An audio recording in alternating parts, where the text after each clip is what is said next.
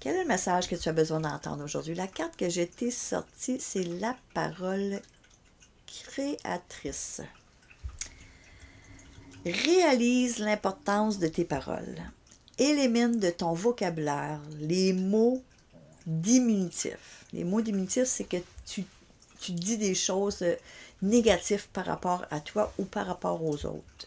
Remplace plutôt ces mots par des mots inspirés, des mots qui guérissent, des mots qui consolent, des mots qui est bienveillant, des mots qui inspirent ou élèvent les autres personnes, ou même toi-même. De toujours dire quelque chose de diminutif à quelqu'un, ben, va créer un complexe, va créer quelque chose qui va le déranger toute sa vie, puis même envers toi-même. Moi, je vais te conter une anecdote. Quand j'étais petite, toutes mes matantes, sans exception, à chaque fois qu'elles me voyaient, elles me disaient « Mon Dieu, qu'elle est petite, cet enfant-là!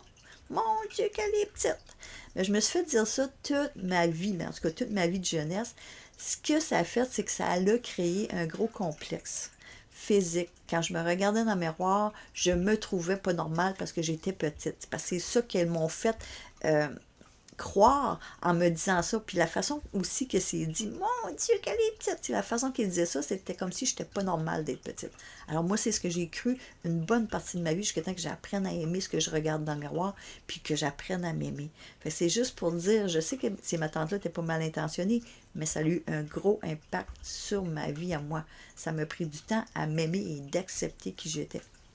Alors, de prendre conscience de ces paroles, la façon que c'est dit, les mots, les paroles qu'on peut dire à un enfant ou même avec un adulte. Si qu'un adulte réagit quand tu vas dire quelque chose, mais dis-toi que cette personne-là, c'est pas qu'elle n'est pas normale de réagir de cette façon-là, c'est que cette personne-là, elle a une blessure ou quelque chose qui est venu, que tu es venu chercher en elle.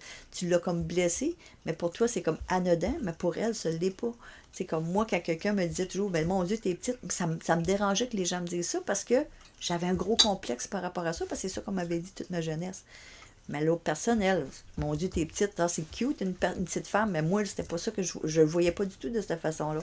C'est juste pour dire, des fois, de vraiment